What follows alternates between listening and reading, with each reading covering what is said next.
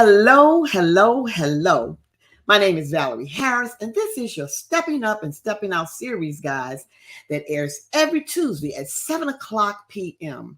And when I designed this series, I had you all in mind. I designed this series to inspire you, to encourage you, and to empower its listeners to step up and step out of your comfort zone. And as an author and life purpose empowerment coach, and business consultant, I help women in leadership and entrepreneurs to build a business that creates financial freedom, a healthy lifestyle, so that they can leave a legacy. So today we will be talking about tips for marketing success of others. And our guest today will be Monique Smith. And I would just like to tell you a little bit about Monique. Monique A.J. Smith is a leadership strategist that guides athletics departments, sports organizations, and individuals who wish to advance in athletics, administration, sports management careers through her company, Seeds of Empowerment LLC Smith, a sports management veteran of 30 plus years and adjunct for faculty at Hampton University teaching sports management courses. And when I was reading her bio, I just got so excited about all the things that she does because in the spring of 2023, this year, Monique published her fifth issue of Significance in Athletics and Sports, which features Black women sharing their specialized knowledge in the industry. All of her issues can be found at www.Seeds of Empowerment store and also on Amazon. And guess what, guys? I am about to bring Monique up. But before I bring her up, I just want to let you know that she's known for 9 seasons as the host of the international recognized weekly podcast, A Chat in the Garden with Monique A.J. Smith, which highlights and spotlights women of color in athletics, sports, to her 2.k followers. Now, that really excited me when I saw that. So let us bring Monique up to the screen right now and welcome her today to our show. How are you doing, Monique? I'm doing well, Dr. Val. Wonderful. I'm so happy that you decided to grace yourself with me on the show today. And we're going to get into the questions and just talk and just chat and just have some fun on this day. How about that? That sounds great to me on a Friday. Yes, let's dive into the questions. So Okay. talk to us about your publication issue of Significance in Athletics and Sports. Well, I just happen to have one sitting right here. Beautiful. This is my latest. Beautiful. And then right behind me, you can see my previous one. Okay. So, yes, this has been great. I just came back from Orlando where I had a reception for some of the contributors inside the magazine. And they got a chance to share with everyone, what has been the results of that. And 2 things. One of the reasons why I started the magazine was to build confidence up in the women that I serve. Okay. And so just like any other industry, people get caught up. I'm going to put my head down and just do the work. Right. Well, I have to tell you, you really do have to tell what work you have done to be able to increase the bottom line of your institution or your company. Right. What are your contributions? And so, honestly, women traditionally have a fear of bragging. Mm-hmm. And so I said, well, if I can put this in the form of a magazine, mm-hmm. and I say, what is it you probably solved at your institution? What have you done consistently? And it becomes yours. What is something somebody always asks you, how do you do? Right. And so it's about the specialized knowledge. What is your framework? What are your steps that you go through? Because then again, if you're going for a job, you have already practiced this. Yes. And it'll come to you automatically.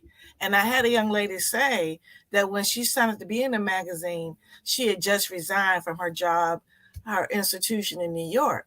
But by going through the process, because when they say they're going to sign up to be in it, because I use the anthology business model. Okay. They do pay to be in the magazine. Right. I do expert marketing training. Okay. And so I dig a little. I said, give me more. Let's go a little deeper. Okay. And she said that helped her secure the job at Howard University. Wow. Wow. And another young lady said, so that's getting a job. Right. Okay. And then another young lady talked about how it helped her in the going to the consulting piece. Okay.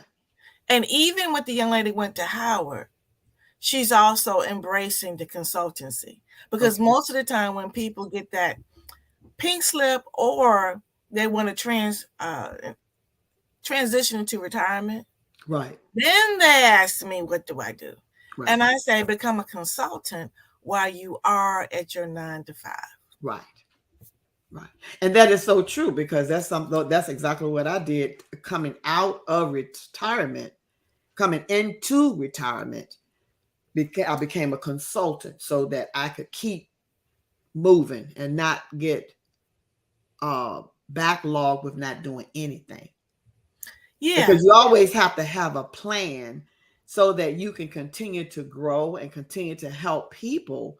Because I taught school for 34 years, but I didn't just want that to stop. So I continued to do things along the way with a business, business wise. Yeah. Yeah. And it's served very well. I do 2 issues, one in March. Okay. And one in August. Okay. So March, as you know, it's the month of the woman. Right. And August is the beginning of the academic year. Okay. And so it does.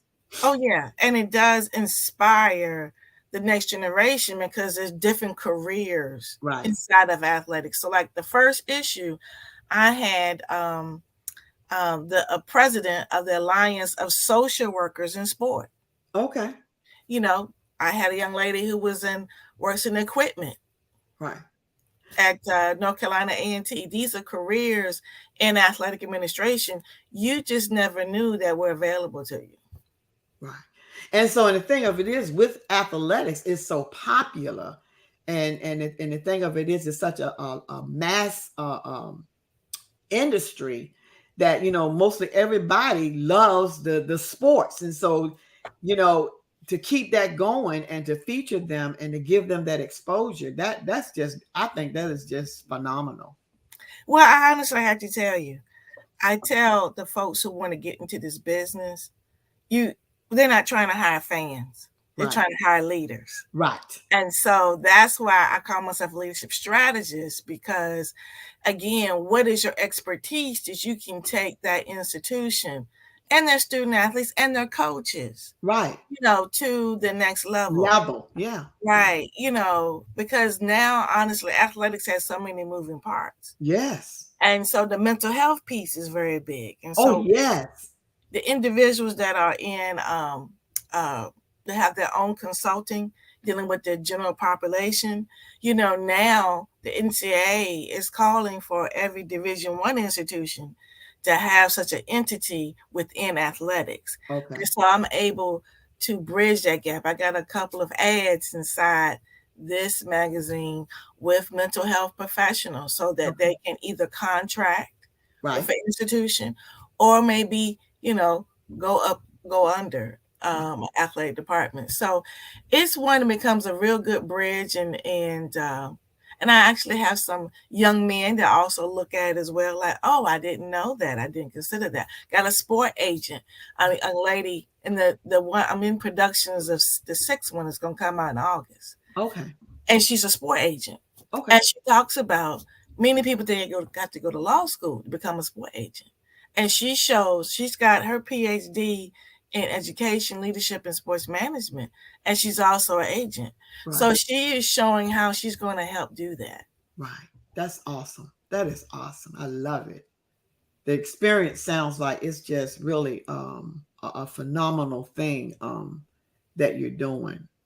A couple of women, and to talk about advancement, I think about 3 women, no, 4, have become athletic directors from being inside the magazine. Wow. Mm-hmm. That's awesome.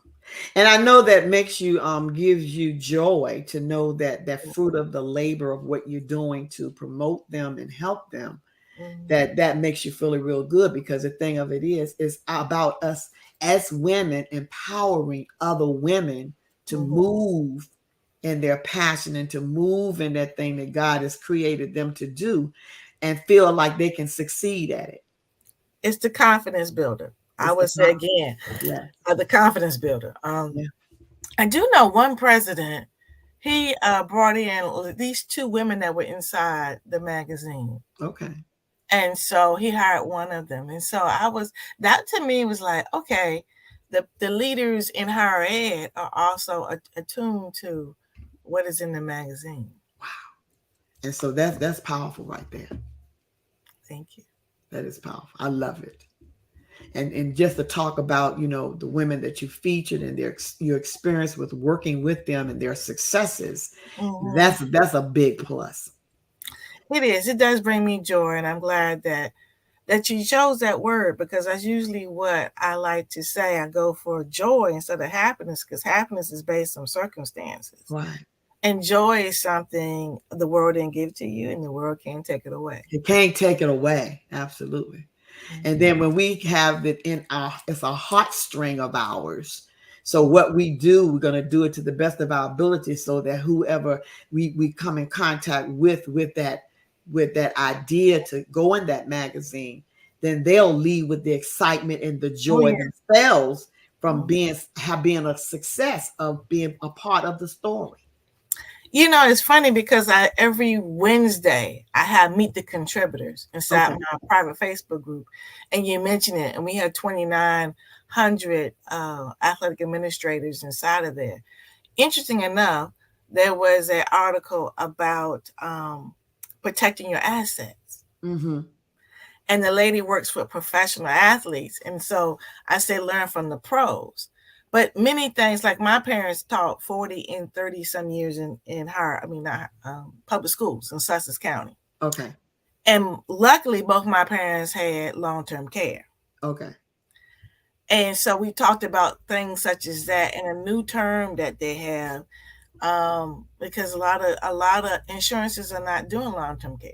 Right. So she talked about different strategies, because again, as athletic administrators, many of them travel from school to school.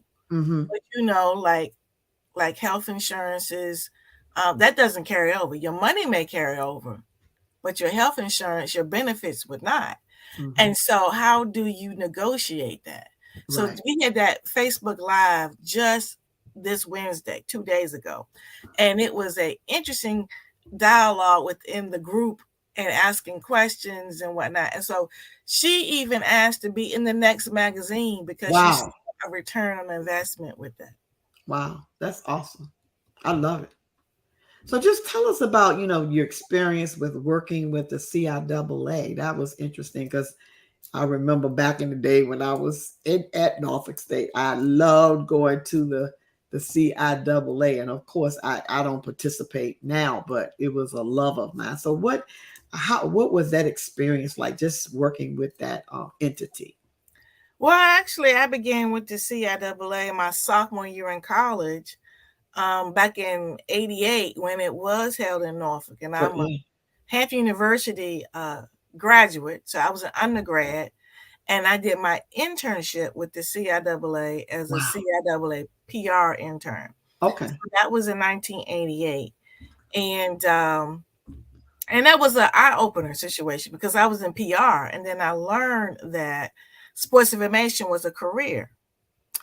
And sports information is really telling the story of the athletic department. Right. The scores, the stats, individuals. That's the basic piece. And so I learned that piece because I was keeping scores in the 8th grade. So I knew how to tell a story with numbers. Okay. And how important knowing a human interest story of a person will get people in the stands. Right. So my first job was at St. Paul's College in Lawrenceville, Virginia, as a sports information director. Okay. But at the same time of being at an institution, we always still served the CIAA conference, with conference championships. So I was assigned the press room. And So that was, again, the early 90s. Then I Mhm. became athletic director at St. Paul's College. So again, I'm serving the conference office in different roles. And then I left the CIAA for just a couple of years. I went to University of Maryland Eastern Shore as Wow. compliance director. Okay. So then the commissioner called me and said, come on back home. And I Wow. said, okay. And I'm very direct. I said, well, sir, I can't come back to do the same thing I did as an intern. That's right. And he said, come in and train somebody to do what you don't want to do and then do what you want to do. Wow. That's what I did. I came Look in. at there. Look at there. So I came in as the PR director for the CIAA. I hired a young lady that was trained by the same person I was trained by. And actually the 1 week afterwards that I got hired. So we came in together. Then I was promoted to director of championships, then director of governance, and then essentially chief of staff. So I remained there for 13 years. I love it. We're going to take a break right here, and then we're going to come back and finish our conversation. I'm going to do a station break, but I will be right back in just a few minutes. Think about this.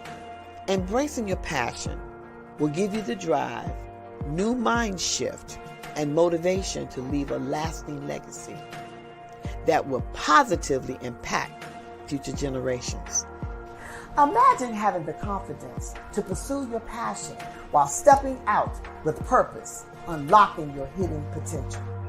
Here at Stepping Out with Purpose Company, we create clarity by cultivating a brand that offers the necessary tools, resources, strategic planning, and training to help women leaders and entrepreneurs to succeed in their personal and professional development.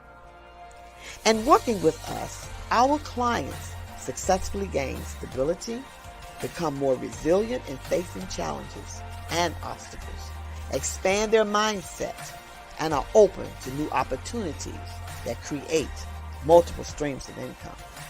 We do this by offering a leadership development coaching program, business consulting, book collaboration and publishing, speaking, and the Stepping Up and Stepping Out series talk show with Talk Time Val. I am Valerie Harris, and I am the CEO and owner of Stepping Out with Purpose.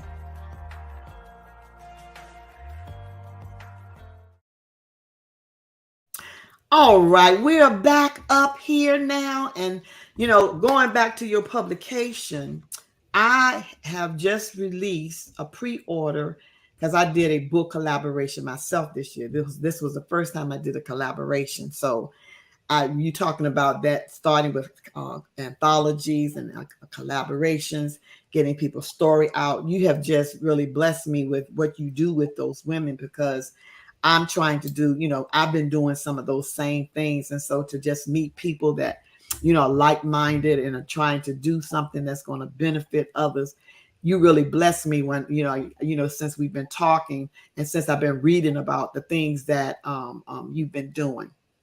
And so, go ahead. I said, thank you. Yes. And like I said, I really love how you market the success of others. So what prompted you to market their success? What was some of the prompting that came up when that occurred with your business? Well, I think being a sports information director is my first job, my first calling here. It's just what we do. I mean, we publicize others. Human interest stories is one of the things that's always gravitated me. I mean, right now I'm reading Jim Brown's book. Okay. Because when you read about a story of a person, it's like you get a chance to understand their thought process, and you maybe can see some comparisons. So if Jim Brown was still living, if I could see a connection there, I may follow his movies. I may follow his interviews, but you got to be able to find a connection there, and that becomes in a story. Right. And so that's one thing. But then being in athletic administration for 30 years and being the CIAA did recognize me last spring at the CIAA tournament. Wow. I Yeah, know that was exciting, girl. yeah, it was a shock. Okay. They recognized me as a Title IX trailblazer. Okay. And so that being said, there were very few Black women or women, period, in this business. Right. And so I was often asked to serve on NCA committees. I've been on the national scene as it relates to women awards, Black Women Sports Foundation, women in the college athletics board, all these kind of things. And then I just noticed that the same people were always brought up, and I was like, well, they just probably don't know where they are, number one. Right. And number two, I never forget, I was representing the commissioner on a commissioner's meeting, and the NCA would give you money for diversity. Right. And I sat in when they were giving their reports for different conference offices. And one conference, who was in New England area, said that they couldn't use their money because they didn't know any Black people. And I was like, excuse me, you didn't even try. You didn't even ask me. Right. You know, and I can give you some strategies. Right. So that's when it told me that there was a need to highlight Black women that are doing fantastic things. Yeah. And so that's the part about the marketing.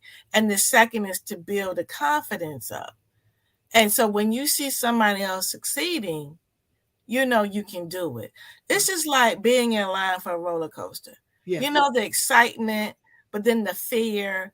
But then when you see the people come off, you kind of go like, well, they made it. Okay, I'm going to stay in this line and get on the roller coaster as well. Yeah.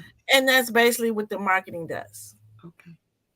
And the marketing is a powerful piece, because a lot of people, they know how to do things, but they don't know how to get their information out, or what process they need to take. A lot of them are afraid of social media. So, you know, it blocks what they need to do. So they do need someone to help them to market what they're doing, or to help them in that area, because a lot of people just don't know how to market themselves. And you know, it's interesting because most of it just comes to me naturally. My husband says, you just wake up with the idea. And I said, yeah. I do. And that's why you talked about before the show, you know, we went to the Father and said, you know, let it be for his glory. And so I do have to give the credit, because it is a download from God. Yes. One of the things you spoke about, anthology. I was in an anthology, and it was and my chapter was called Public Figure Mask. And I went, you know, many people knew me as a person from the CIAA. I said, we take the mask off and let you know all that comes with it. Mm-hmm. And it came out during the pandemic. Okay. And so my whole idea coming during a book signing, I couldn't do. But you know what I did? I did a virtual book signing. That's right. I found individuals who read the book, and I said, get, you know, like a Tupperware party. Yeah. You get 10 of your friends, and they buy the book, and then I'll give you the background story. And when I did the background story, I created a workbook. Right. So people get a book and a workbook. General population, because they don't read the book. And that's how I grew it. And that was one of the biggest things that happened for me during the pandemic, as it relates to, because I couldn't go out and do workshops. Right. And so that's what helped me with that. So I liked how much I was able to help people with the book. Right. But I said, I want to use pictures to be able to tell a story. Mm-hmm. And so that's when I decided to do the magazine in a similar manner, because many people know me for growing women in this business. Right. I love it. Listen, it's awesome.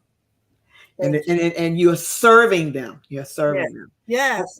And when I was continuing to read on, it talked about how, you know, let's talk a little bit about how you develop opportunities for the unrepresented.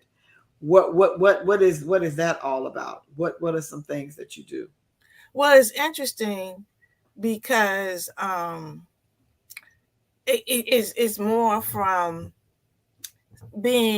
learning trends. Uh-huh. Understanding where things are going, and educating people, influencing people, educating them to make the right decision. Yes. So, for instance, one of the first things I was doing, even when I was in the CIAA, was a consultant about Title IX. Okay. And so, because I knew that every year when there was a anniversary year of Title IX, that there was a group that would select institutions that were not meeting that. Okay. And so I presented to the presidents of the CIAA. I said, do you want to be one of those institutions Okay. that are on USA Today for not meeting Title IX? Okay. And so I educated them, influenced them to go ahead and add 2 more women's sports. Look. See? So that's the part about opportunities on the big side. Right. Now, as it relates to individuals as a consultant, I mean, I can't tell you, at least once a week, I get 3 people calling me and say they have an opening. Who do I recommend? Right. And so actually, I think it was Tuesday, a commissioner contacted me because he got a application from a person, and somebody said that I knew her. And I was like, yeah, I do. She's coming to be in my next magazine. So I was able to speak about her, because in his mind, she was overqualified. I said, it's interesting you should say that, because, that's why she came to me, because she just kept saying all these young people getting the positions that she was looking for. And I said, you should interview her anyway to find out, why is it with this person with all this expertise wants to come and work in your conference office? Wow. So we'll see what happens, but I can again, and it's interesting because the fact that she wrote in the magazine, I believe allowed her to feel comfortable to apply for the position. Right. Because she was and they get me when they talk about overqualified. Overqualified. If the person is applying for their position, it must be something they're interested in doing. And then you tell them they're overqualified. What does that really, really mean? It means the person is insecure. Yes. It does. And I have that happen often. And I'm okay with that, because that is so true. I don't want to work with an insecure person. So again, you tell me really who you are when you tell me that. Mm-hmm. Yeah. And so when I've been 10 years full-time entrepreneur. And I remember when I was, trying to get back in, and many people, well, you could do my job. And I was like, okay, that's interesting. But I'm in a position, I'm a caregiver. I wanted to be able to control my time. Right. So that I could take care of the people in my life that are relying on me. I'm an only child. Me too. Yeah. And so I share with you, I still have property in Waverly, Virginia. Okay. Yeah. And so, the people have different priorities. So therefore, the lifestyle doesn't require what you may think it does when it comes to salary. Absolutely. And then if you have a certain amount of salary, then you're not responsible for a certain amount of time. So you don't know what a person has in mind. You do not. You do not. Well, it was wonderful coming out here chatting with you today. This has been powerful. Thank you. And I'm going to get right back with you. But before I go, I want everybody to notice Monique's information on the screen, her website where you can go and look at her magazines, purchase her magazines at www.seedsofempowermentstore.com. And also you can go to her email and email her if you want to get in contact with her for further information. And girl, this has been the blast. And I thank you. And I'll be talking to you in just a few more minutes. Thank you so much. All right. All right, guys. You know me. It's time for Talk Time Val to sign out. But guess what? It was awesome, awesome, awesome being out here with you guys today. And before I sign off, I tell you and I ask you every time I come on, go to my YouTube channel and subscribe to my YouTube channel. Stepping Out with Valerie Harris, guys. Stepping Out with Valerie Harris. That's all you got to do is go there and subscribe to my channel, okay? Stepping Out with Valerie Harris. And listen, if you want to contact me for a consultation or if there's something you want to talk to me about, or you're having some issues, or you need some guidance, go to my website, www.talktimeval.com. Sign up for a free 30-minute consultation, and we can sit down and discuss maybe what's going on with you. Also, if you would like to sign up to be on my show, you can take a picture of the screen and get that website right there and go and fill it out, fill the form out, and get yourself set up on my calendar so you can come and be on my show. And guess what, guys? You can also reach out to me on LinkedIn, on Instagram, and to come on my show. You know where to go. But listen, Talk Time Val is about to what? Sign out, but it was some kind of good being out here with you with Monique today and talking about her story and the things that she does and how she feature and build up other women. And that's what it's about, guys. We are here to empower other women to do what God has called them to do for a time such as this. And so thank you for listening to us today. And I look forward to seeing you again later. Talk Time Val is about to sign out, and I will be talking to you a little bit later.